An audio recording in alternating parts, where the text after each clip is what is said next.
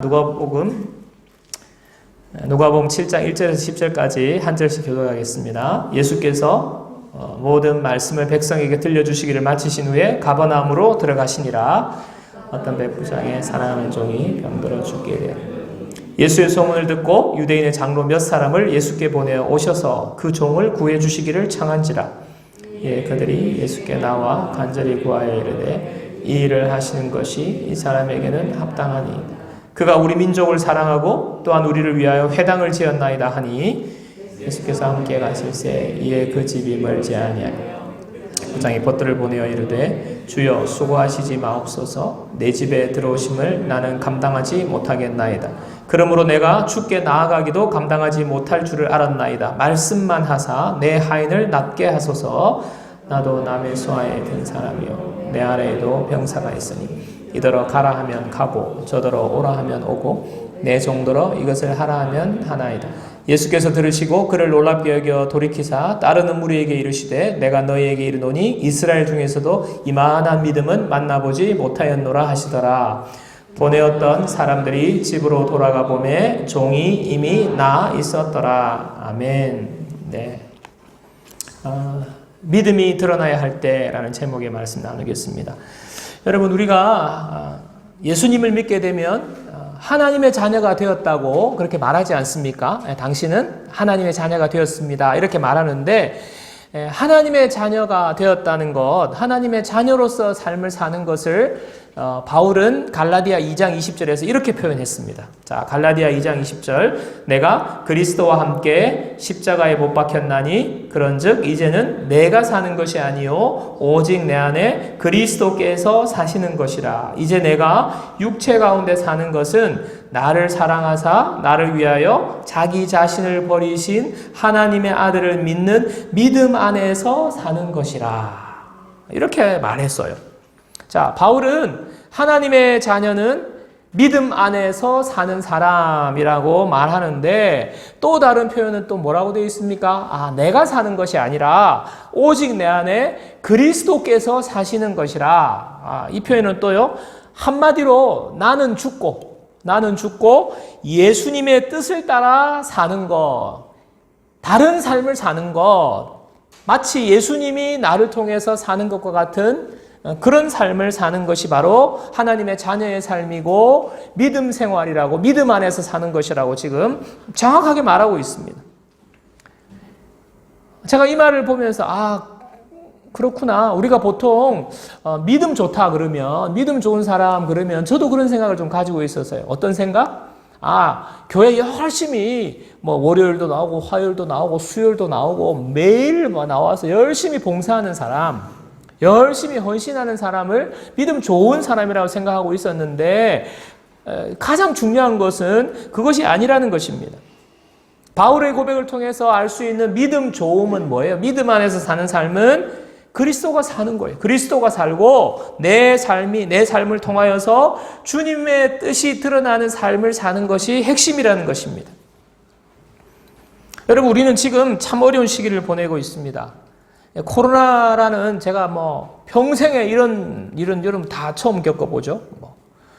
그래서 이렇게 비대면 이제 접촉을 줄이는 이런 우리 삶에 사람이 이렇게 모여서 같이 접촉하고 이게 사람 사는 건데 이것이 이제 어려운 시기를 맞이하게 됐습니다. 전문가들이 이야기하기를 이제는 더 이상 우리는 코로나 이전의 삶으로 돌아갈 수 없다. 이런 말도 지금 하고 있는 우리 시대를 살고 있는데요. 특별히 교회가 갑작스러운 이런 변화와 어려움을 겪고 있는 것을 여러분 동의하실 겁니다. 온라인 예배가 이제 주가 됐어요. 그러다 보니까 사람들이 현장 예배 못 드리니까 저에게 이렇게 이야기한 사람들이 많았어요. 목사님, 우리 남편이 신앙을 다 까먹어 버렸어요. 우리 자녀들이 믿음 생활 유지하기가 너무 힘든 상황이 지금 되어버렸어요. 이렇게 토로한 이야기를 듣습니다. 저는 정말 우리가 어떻게 보면 위기라고 할 수 있는, 또 어떻게 보면 이제 변화를 도모해야 될 이런 시간이 왔는데요.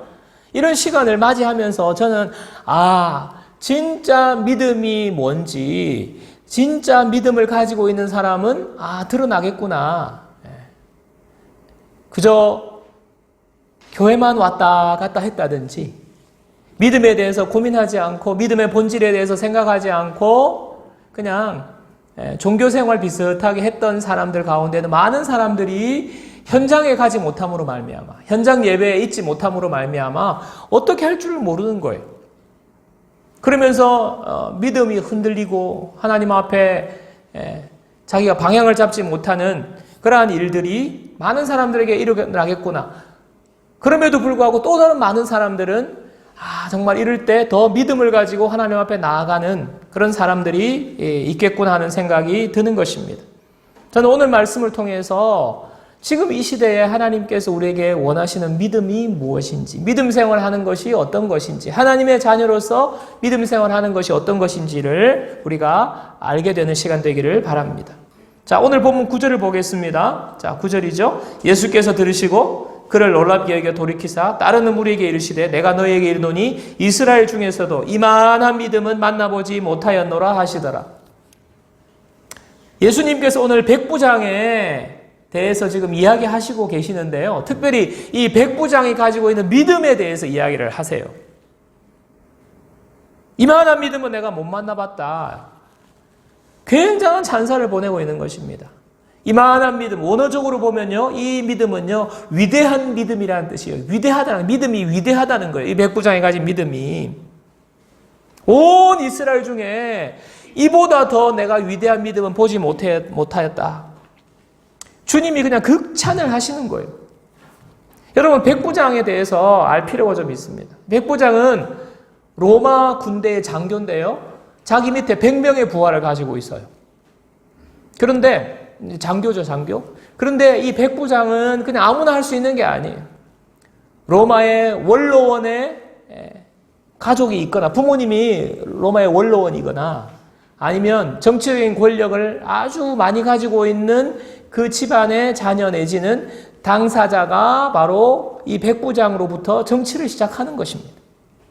백부장으로부터 더 높은 자리에 올라가서 나중에 로마의 중요한 위치를 차지하는, 어떻게 보면 아무나 할 수 없는 그런 신분을 가지고 있는 사람이 바로 백부장인데, 특별히 오늘 말씀에 나온 이 백부장은 가버나움이라는 도시에서 지금 장교로 근무하고 있어요. 가버나움은 해양 도시인데 아주 경제적으로 부유한 도시입니다. 핵심 도시예요. 그러면서 여기에 로마 군대의 본부가 여기 있었어요. 그러니까 지금 이 보직도 지금 좋은 보직을 지금 차지한 것 아닙니까? 굉장히 좋은 위치에 본부에 근무하는 거예요.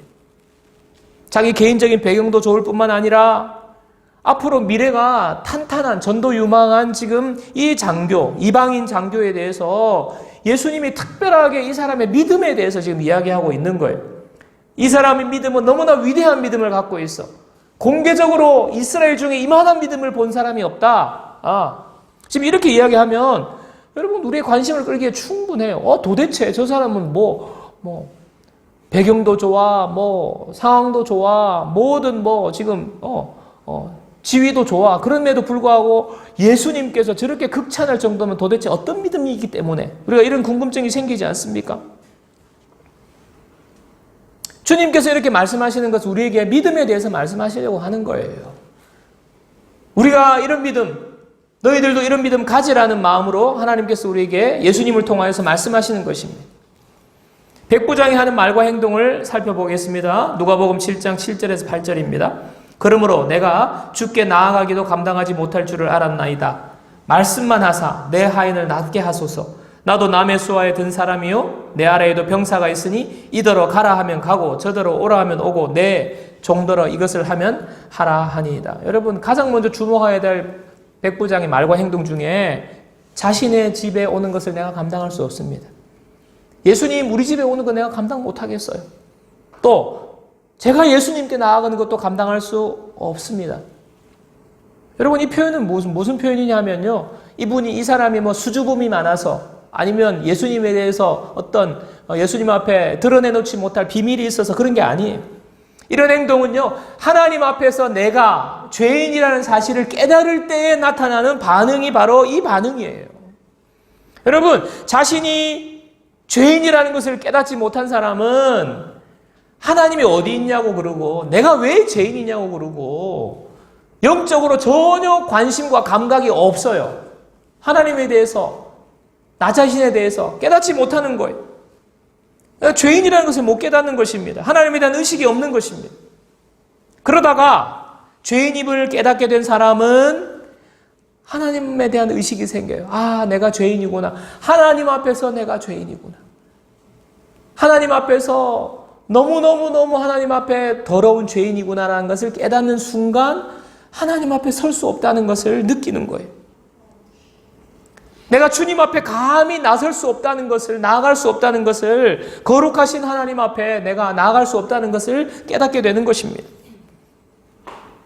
그리고 난 다음에 주님의 십자가의 놀라운 사랑으로 내가 하나님의 자녀가 되었다. 예수님이 나를 대신해서, 이런 나를, 죄인은 나를 대신해서 십자가에 죽으시고 나를 구원하셨고 당신의 자녀 삼아주셨다 라는 사실을 깨닫게 되면 그 은혜가 너무 크다는 것을 또 자기가 경험하게 되는 것입니다.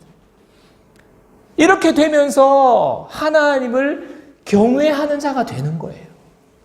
여러분, 하나님을 경외한다는 말은 바로 이런 거예요. 내가 죄인임을 깨닫고 하나님의 은혜가 너무 큼을 깨닫고 하나님 앞에 내가 나갈 수 없는, 하나님 앞에 감히 설 수 없는 자랑을 깨닫지만 하나님께서 나를 품어주셨기 때문에 하나님 앞에, 그럼에도 불구하고 하나님 앞에 설 수 있다 하는 이 사실 때문에 하나님을 사랑하는 마음, 두렵고 떨리는 마음으로, 경외하는 마음으로 하나님 앞에 서게 되는 거예요.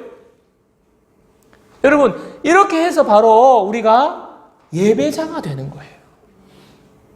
믿지 않을 때는 예배할 수 없습니다. 불신자는 하나님을 예배할 수 없습니다. 그러나 우리가 하나님의 자녀가 되는 순간 우리가 예배자가 되는 거예요.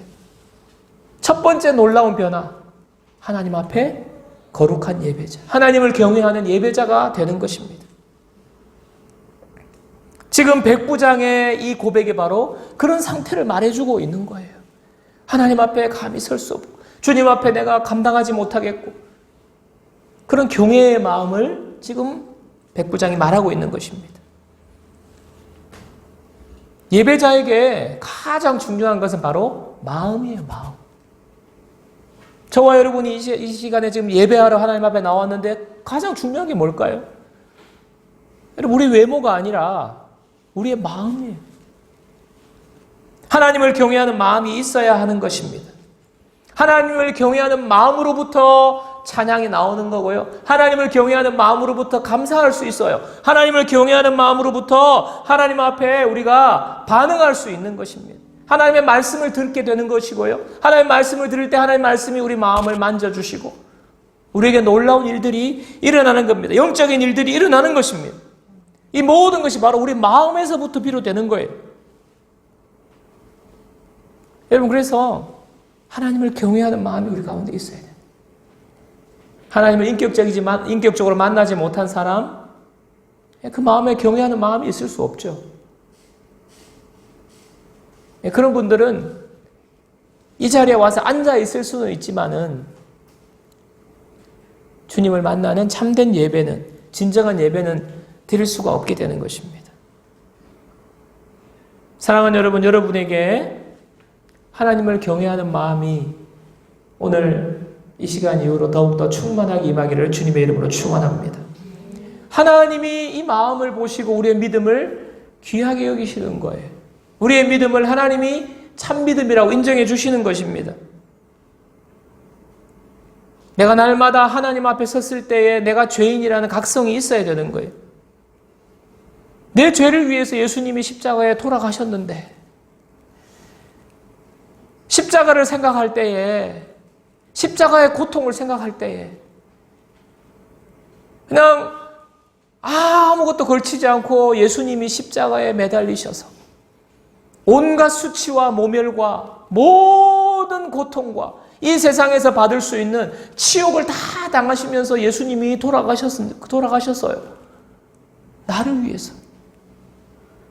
그래서 그 예수님의 십자가를 생각할 때에 내 마음속에 경외하는 마음이 생겨야 되는 거예요.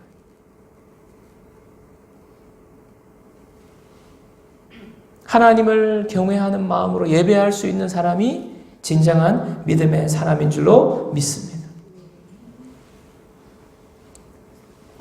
여러분, 우리가 주님 앞에 나올 때마다, 주일 예배에 나올 때마다 하나님을 경외하는 마음이 얼마나 있는지 우리 자신을 돌아봐야 돼요. 예배에 와서 눈을 감고 하나님을 생각할 때에, 눈을 감고 내 마음으로 주님을 묵상할 때에 여전히 죄인인 나의 모습, 한 주간 동안의 삶을 돌아볼 때도 그렇고 여전히 죄인인 나의 모습으로 인하여서 하나님 앞에 주님, 내가 정말 주님 앞에 설 수 없습니다.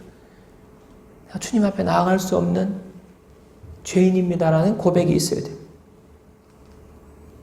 동시에 이런 나를 받아주시고 용납해 주시고 오늘도 그저 그 모습 그대로, 이 모습 이대로 받아주시는 주님의 은혜로 인하여서 내 마음에 감동하고 감격하고 하나님의 사랑 앞에 무너지는 그러한 은혜의 심령이 우리 가운데 있어야 하는 거예요. 그게 바로 예배예요, 예배. 시간의 순서대로 찬송, 기도, 헌금, 이 순서대로 지나가는 것으로 다 되는 것이 아닙니다. 우리의 마음이 중요한 거예요. 사랑하는 여러분, 하나님을 경외하는 믿음, 하나님의 앞에 두려워하는 믿음, 하나님이 나를 받아주셨음을 감사하면서 감격해하는 믿음, 하나님을 경외하는 믿음이 우리 가운데 먼저 회복되기를 주님의 이름으로 축원합니다. 자, 이런 믿음 가지고 있으면요, 삶의 변화가 일어나는데요. 그 변화가 바로 뭐냐면, 크게 이야기하면 다른 사람을 섬기는 사람이 되는 것입니다.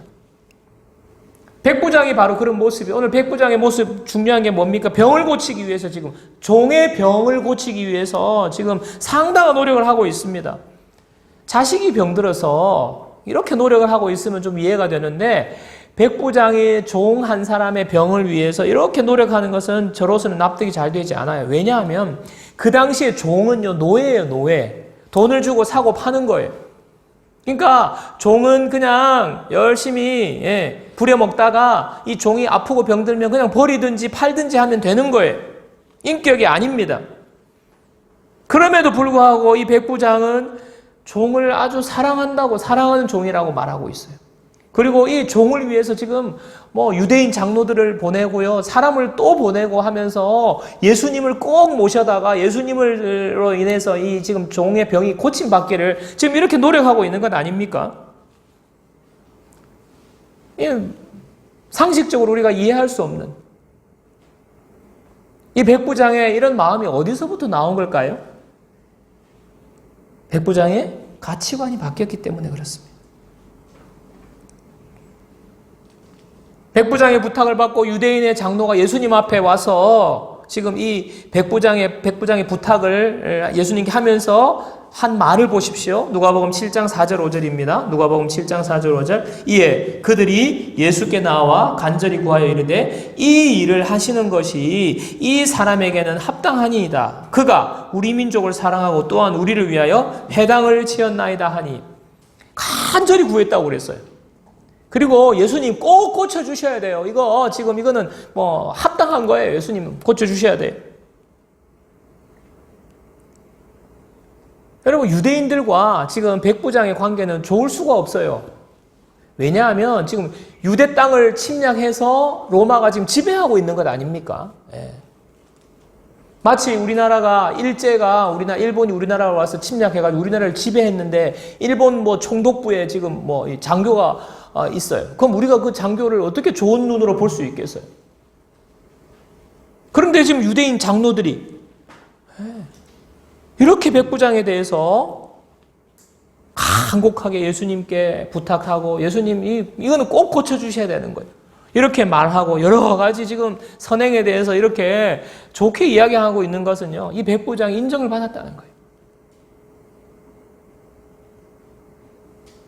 자, 이런 모습, 종을 향하여서 지금 백부장의 마음, 여러 유대인 장로들을 통해서 증언들을 볼 때에 백부장의 모습 가운데 참 이런 변화된 모습이 있다는 것 아닙니까? 자, 이런 모습이 어디서 나왔을까? 누가복음 7장 7절 8절 보겠습니다. 그러므로 내가 주께 나아가기도 감당하지 못할 줄을 알았나이다. 말씀만 하사 내 하인을 낫게 하소서. 나도 남의 수하에 든 사람이요 내 아래에도 병사가 있으니 이더러 가라 하면 가고 저더러 오라 하면 오고 내 종더러 이것을 하라 하면 하나이다. 참 백부장이 예수님 오실 필요 없다는 거예요. 예수님이 가까이 오고 있는데 다시 종을 보내서 예수님 오실 필요 없답니다. 예수님 오지 마세요. 대신에 예수님 말씀만 하시면, 말씀 한마디만 해주시면 우리 종이 나을 거예요.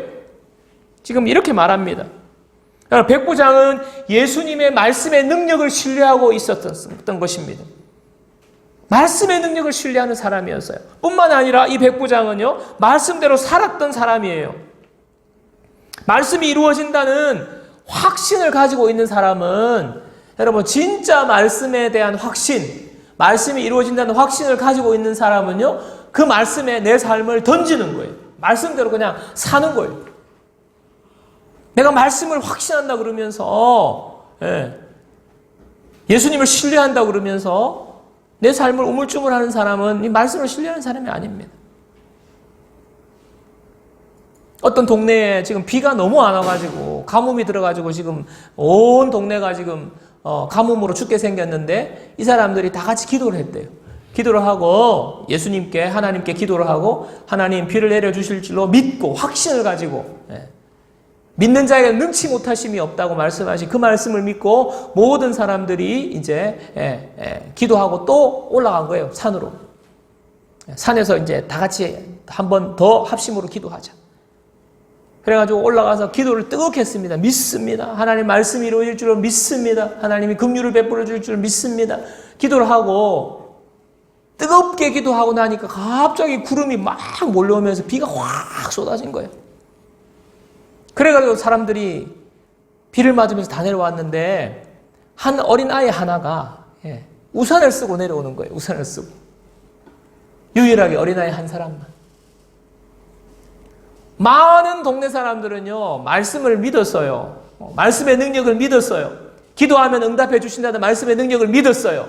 그러나 실제로 그 말씀을 믿은 사람은 어린아이 하나밖에 없는 거예요. 우산을 들고 간 어린아이 하나.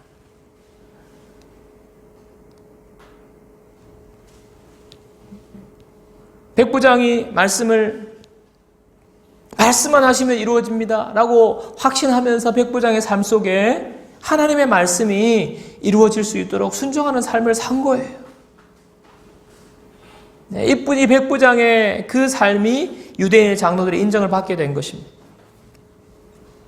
집사님 한 분이 저에게, 목사님, 제가 만약에 다시 결혼할 수 있다면요, 저는요, 믿음이 좀 좋은 사람보다, 믿음은 좀 없지만은 사람이 좋은 사람이랑 결혼하고 싶어요. 이렇게 이야기를 하는 거예요.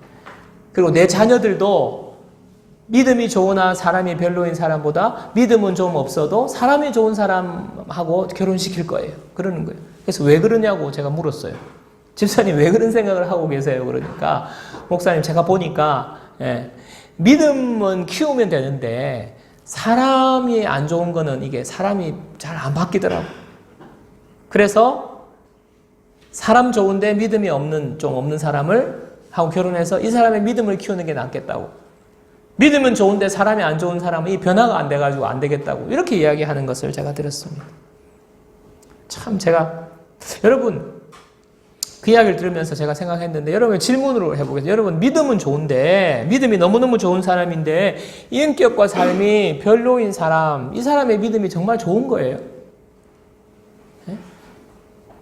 믿음은 진짜 좋은데, 막 보니까 믿음, 봉사 열심히 하고, 믿음은 좋은데, 정말 가정생활, 모든 삶에 별로인 사람, 그러면 이 사람은 정말 믿음이 좋은 거 맞습니까? 여러분, 인격과 삶으로 드러나지 않는 믿음은 결코 좋은 믿음일 수가 없어요. 믿음은 삶으로 증명이 되어야 되는 거예요. 좋은 믿음은 삶에 좋은 열매가 맺혀야 되는 거예요. 백부장의 믿음이 위대한 것은 백부장이 말씀의 권위를 인정할 뿐만 아니라 삶으로 말씀의 권위를 드러냈기 때문에, 삶으로 보여주었기 때문에. 요즘 시대가 교회의 위기 시대라고 합니다. 교회가 핍박을 받는다고 지금 말하는 사람들도 있습니다. 분명히 교회가 너무너무 어려워졌어요. 세상이 교회를 공격하고 있습니다. 자, 이런 위기 때에 우리가 어떻게 해야 돼요? 여러분, 어떻게 해야 됩니까? 교회 핍박하지 마라. 우리 잘하고 있는데 왜 우리를 핍박하냐? 이렇게 우리가 말로만 할 겁니까? 여러분, 핍박의 시대는요, 많았어요. 우리의 조상들이 얼마나 핍박받았는지 모릅니다. 네. 순교하는 사람들도 많았잖아요. 일제시대 때 순교하는 분들도 있었고요. 또 초대교회 거슬러 올라가 보십시오. 얼마나 많은 핍박 가운데 우리의 신앙의 선조들이 핍박의 시기를 보내왔어요. 그런데 어떻게 했어요? 믿음으로 극복해서 이겨냈습니다. 인내하고 더 하나님 앞에 매달리고 나아간 거예요. 여러분, 교회는 잘 들으세요. 교회는 핍박 때문에 절대 무너지지 않아요. 여러분, 교회는 핍박 때문에 절대로 망하지 않습니다. 교회는요, 핍박이 없어서 망해요. 역사적으로 핍박이 있을 때 교회는 더 강해졌어요. 더 부흥했어요. 핍박이 있으면요, 더 골방에서 무릎 꿇고 하나님 앞에 눈물로 기도하고요. 모일 때마다 뜨겁게 예배하고요. 하나님 앞에 한마음이 되고 매달렸어요. 더 하나님을 의지했어요. 그리고 더 말씀대로 살았어요. 더 구별된 삶을 살았어요. 핍박이 있을 때 아이고 슬그머니 그냥 나도 그냥 대충 그냥 세상에 그냥 속해서 이렇게 살지 않았어요. 핍박이 있을 때 더 당당하게, 더 거룩하게, 더 순결하게, 하나님의 자녀답게 이렇게 살면서 그 핍박을 이겨냈어요. 여러분, 위기의 시대, 핍박의 시대는요, 믿음밖에 없어요. 믿음으로 이겨내는 거예요.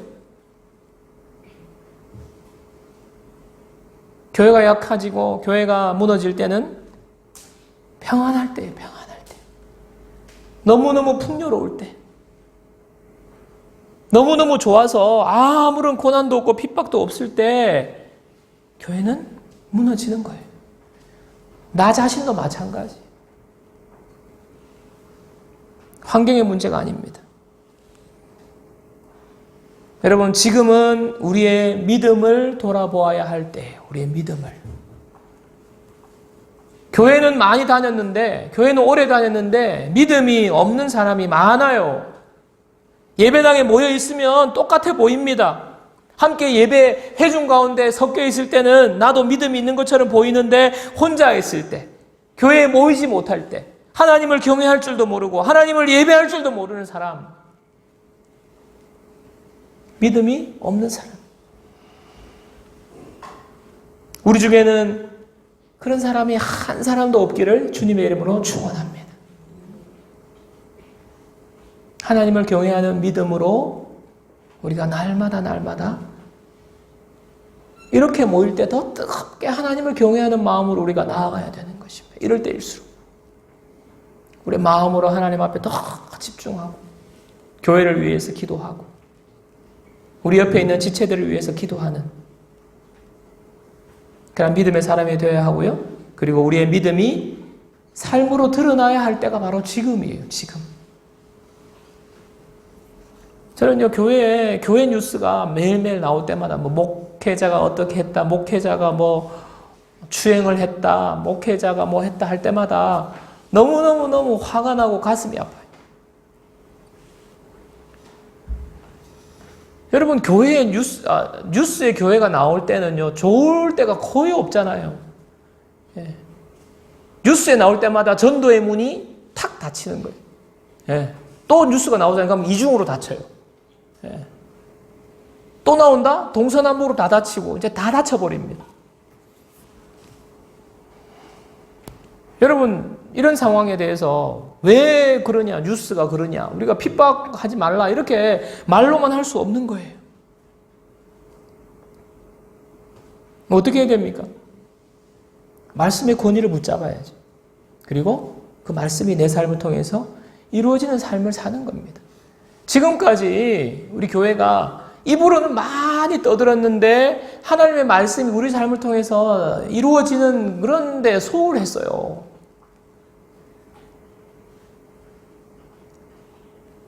주님이 화평의 사람인데 우리는 우리의 삶의 현장에서 화평보다는 늘 싸우기에 우리 삶에 하나님의 말씀이 이루어지지 않는 거예요. 지금은요, 우리가 말씀을 붙잡고 하나님의 말씀으로 힘을 얻고 우리의 삶에 말씀을 이루어내는 것입니다. 우리가 찬양하지 않습니까? 주님 말씀하시면 내가 나아가리다. 주님 뜻이 아니면 내가 멈춰서리다. 말씀하셨는데도 안 나가고 멈춰서라고 했는데도 계속 나가고 하나님의 말씀이 어떻게 이루어지겠어요? 말씀이 내 삶 속에서 이루어지는 삶을 살 때에 전도의 문이 다시 열리게 되는 거예요. 여러분 두려워할 필요가 없어요. 위기라고 우리가 걱정하고 염려할 필요가 없어요.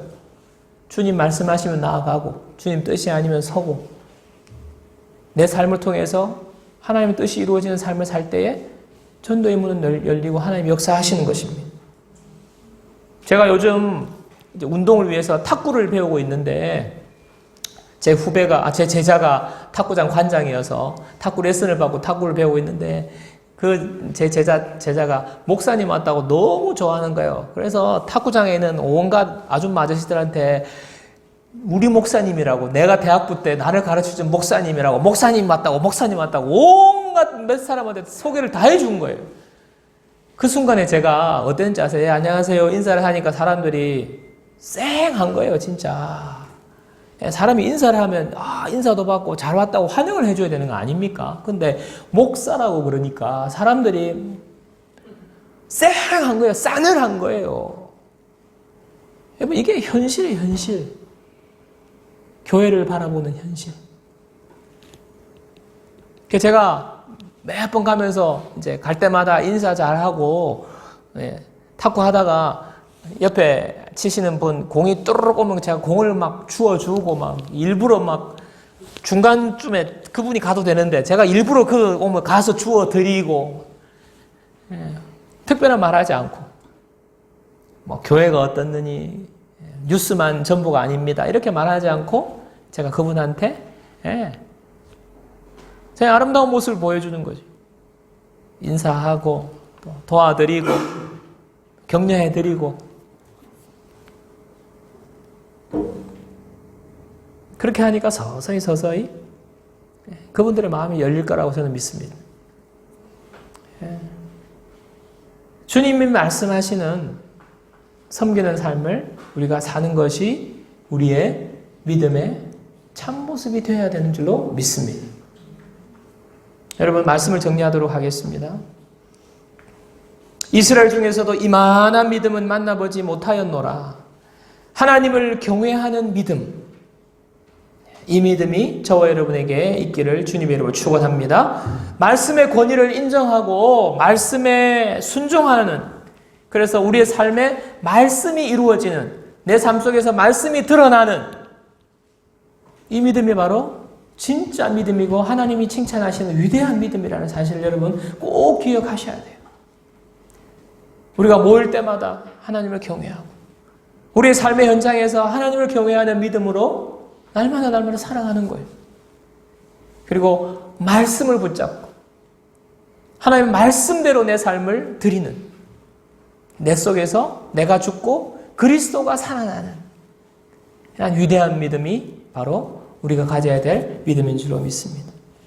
이러한 믿음으로 우리가 더욱더 성장해 나가는 저와 여러분들 되기를 주님의 이름으로 축원합니다. 찬양하고